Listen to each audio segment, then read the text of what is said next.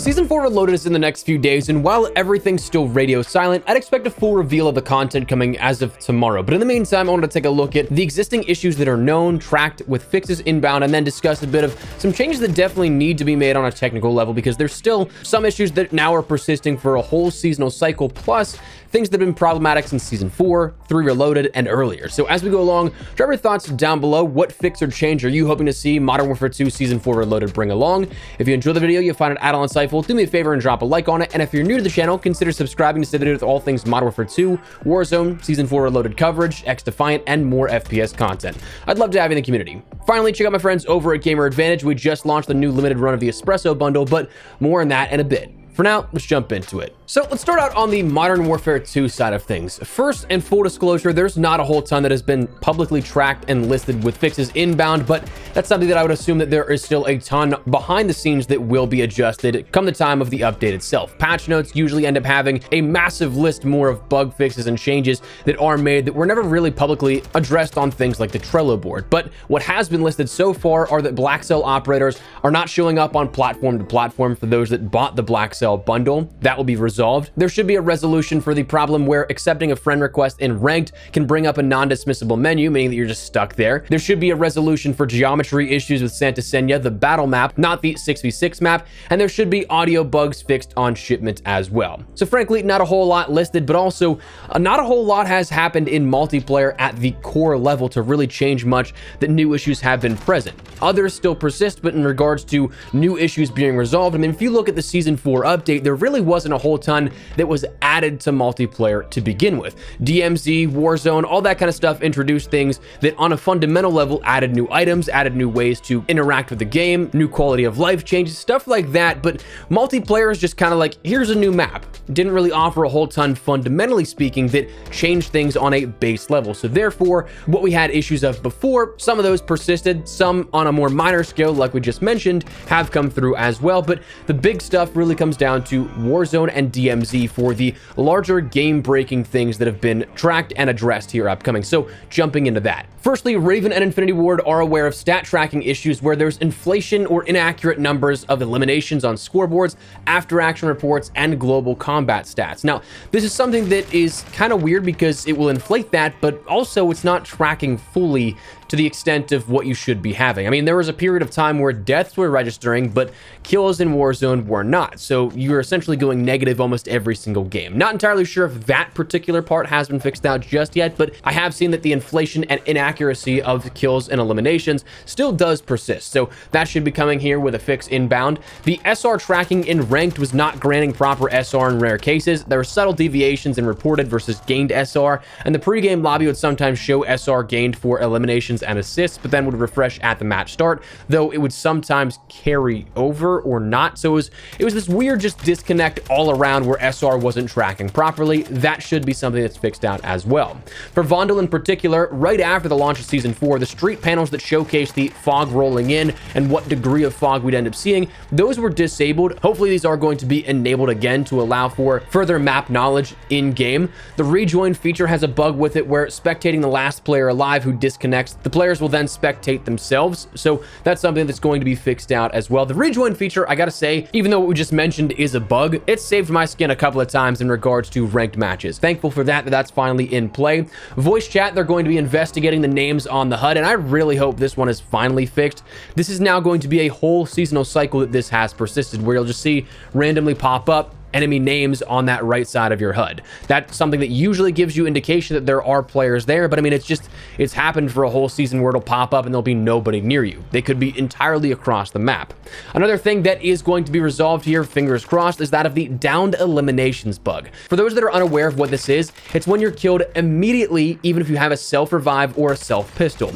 Now, from what I've heard, this is linked to the self-res pistol itself, where that's linked to instant deaths. Now, despite having it, seems hit or miss because because I've had it in cases where I've able to self-res myself with that pistol, but I've also been killed instantaneously in some cases with it, which makes me wonder if, and I'd have to go back and check my footage, if this is something that it's like a direct correlation between having both a self-res and a self-pistol. Maybe having both those on your hand is like a it cancels itself out kind of thing, but that's just off the top of my head. Don't know if that's actually what the case, but it has been tied to that. So for now, I'd maybe stay away from those self pistols if possible, but hopefully this is fixed out as of Season 4 Reloaded. The Gulag footsteps still persist after a fix that was made in Season 4's launch. That's something that should have an adjustment here as well at Season 4 Reloaded. And finally, the last thing acknowledged is the player kick text notification, which if you have noticed in the left side of your HUD, it'll be something that in the kill feed, it says so-and-so was kicked. And that's something that if I were to guess is like when a squad is wiped and leaves the game, instead of letting it be, it instead announces that a player was kicked. So that's something that should be taken care of as well. Now that said, that's the stuff that has been officially mentioned by Infinity Ward and Raven across the board here for both multiplayer and Warzone, but there's a couple of things that I definitely think still better be coming. Now, this is stuff that is not confirmed, but they are very problematic issues still persisting in multiplayer and in Warzone. Firstly, multiplayer, that UAV bug introduced within Season 4 is still a problem, where in some cases it'll be inaccurate, others it will still stay on your UAV, like an advanced UAV sweep would, much longer in giving that real-time positioning. Additionally, hardcore and private matches is something that I want to see fixed out because there still are HUD elements that should not be there. That's been the case since Season 2.5, I think, since whenever it was introduced to replace Tier 1. I mean, that's been something that's been there since the introduction of hardcore in Modern Warfare 2. So, like, how does Infinity Ward not know that there's still HUD elements there with it? It's such a small thing, but, like, from a content creation perspective, I love going into hardcore and just getting clean screenshots of weaponry and stuff like that. So, it's a small problem, yes, absolutely kind of like first world problem type deal, but it's persisted so long that it's like, what are you doing? On the Warzone side of things, there are two things that are very annoying, one of which can actually be a game-breaking bug here. Firstly, gameplay tips turns on every time you start up the application itself. This has persisted now since Season 3 Reloaded, again, coming up on a full seasonal rotation. But the problem is that if you go in a Warzone match and try and turn it off, at least on PC, I could be wrong if this is the case on Xbox and PlayStation, but if you try and turn it off in-game on PC, it's about a 50-50 gamble that it will break half of your controller input. So that's something that you cannot move, you cannot go prone, you cannot do anything. You can like swap weapons and stuff like that, but movement entirely broken. So that's something that really needs to be fixed. Additionally, infill drops now drop you straight down for like 75% of the time instead of carrying that momentum, which wastes a good 30-ish meters or so on your initial drop, and that can really make a difference. So fingers crossed that's fixed as well. Now, on top of what I'm hopeful that will get fixed here, like we just mentioned, unfortunately, it is something we do have to mention.